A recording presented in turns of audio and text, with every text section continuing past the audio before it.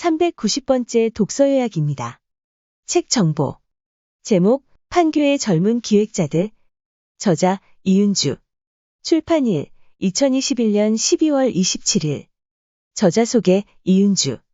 대학에서 문학을 전공하고 카이스트에서 정보경영으로 석사 학위를 받았다. 어린 시절부터 SF 판타지를 좋아했다.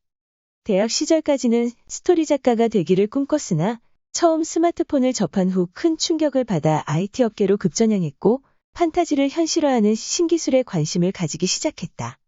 핀테크 카카오페이, 블록체인 빗썸, 바이오 AI 디어젠 등 IT 업계 최전선에서 대한민국의 라이프 스타일을 변화시킨 새로운 시장의 탄생을 생생하게 경험했다. 지난 10년 대한민국은 어떤 시장에 열광했고 어떤 시장을 외면했는지를 주목한 새로운 시장 관찰기이다. 아무도 해본 적 없는, 선배도 없는, 그래서 알아서들 만들지 않으면 안 되는 시장에서 오늘도 고군분투하고 있는 미션 드라이버들에게 시도해봄직한 추천 경로가 되기를 바라며 이 책을 썼다. 책에서 얻은 내용? 소비자들은 우리가 물건을 만들어 보여주기 전까지 자신이 뭘 원하는지 모른다. 스티브 잡스. 기술은 새로운 제품이나 서비스가 탄생하게 하는데 필요하지만 기술 그 자체를 소비자에게 소개할 수 없다. 그래서 시장에 대한 꿈과 상상력을 가진 기획자들이 필요하다. 새로운 기술은 새로운 시장을 형성한다. 모바일 유틸리티. 종이만큼 구현할 수 있어야 종이를 이길 수 있다. 아무리 관성이 강해도 바뀔 시장은 바뀌고 만다. 스마트 러닝. 고객의 거부감을 뛰어넘을 수 있는가? 견고한 시장이란 작은 칼로 진입해야 한다. 핀테크. 카카오뱅크가 아닌 카카오페이로 시작한 이유는 기존 체제의 작동 방식을 바꾸는 시장이라면 오랜 시간이 필요하다. 블록체인. 실체가 없는 버블은 반드시 터지고 만다. 본질은 변하지 않는다. 기술만이 발전할 뿐이다. 바이오 AI. 기술이 인류의 건강과 행복을 위해 헌신할 수 있다면 새로운 시장에서는 누구나가 본인의 전문 영역을 주무기로 장착하고 기획적인 감각을 겸비하여 함께 싸울 수밖에 없습니다.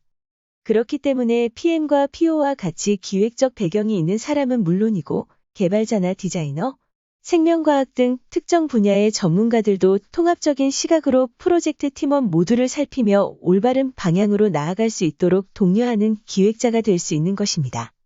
금융권은 매우 폐쇄적이고 독립적으로 수십 년간 운영되어 온 곳입니다. 반면 카카오는 신생 IT 회사로 분위기가 매우 달랐습니다. 카카오의 금융권 인사가 방문해 기자회견을 연 적이 있는데 금융권 소속의 구성원들은 매우 격식 있는 정장 차림이었으나 카카오 임직원들은 대개 반바지에 슬리퍼 차림이었습니다. 한 공간에서 매우 다른 두 조직이 전혀 새로운 일을 만들고 있구나 하는 생각을 할 수밖에 없었지요. 주류 기업에서는 존속적 기술의 수익이 매우 중요하기 때문에 이를 감소시킬 수 있는 파괴적 기술을 제대로 인정하지 않습니다. 애써 외면한 채 계속해서 주류 시장이 유지될 것이라는 믿음으로 존속적 기술을 점진적으로 발전시킴은 물론 내심 파괴적 기술의 성장을 방해하려는 시도도 합니다. 그리고 이러한 의사결정은 사업을 추진하고 진행하는 모든 과정에서 옳다고 믿는 판단에 기반하여 이루어집니다. 쉽게 말하면 존속적 기술이 회사를 먹여 살리고 있기 때문에 그 회사의 일부로서 이 존속적 기술을 옹호하는 관점에서 시장조사나 제안이 이루어지고 이미 경영자들이 의사결정을 내리는데 활용되는 기반 정보들은 파괴적 기술을 무시하는 형태로 나타날 수밖에 없다는 것이 클레이튼 크리스텐슨의 주장입니다. 국내 주류 IT 기업이라고 할 수 있는 네이버와 카카오 등의 인터넷 기반 서비스는 현재 지역에 구애받을 필요가 없이 범지역적인 서비스를 내세우고 있습니다.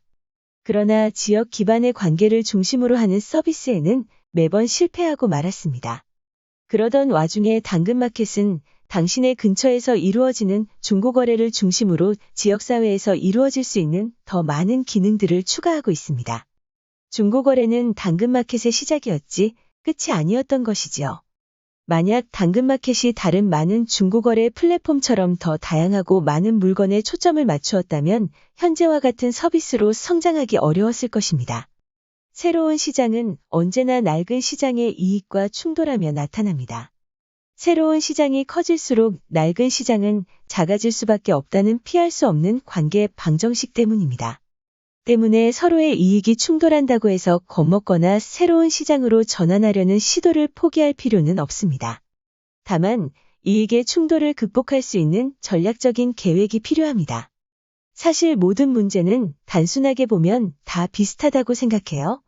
사용자가 있고 사용자의 문제나 니즈가 존재한다면 그것을 명확하게 정의해서 그에 맞는 솔루션으로서의 프로덕트를 제공하는 것, 그리고 다시 사용자의 반응에 맞추어 지속적으로 리뷰하며 개선하여 최적의 답을 찾아가는 과정이라고 생각해요. 이상입니다. 감사합니다.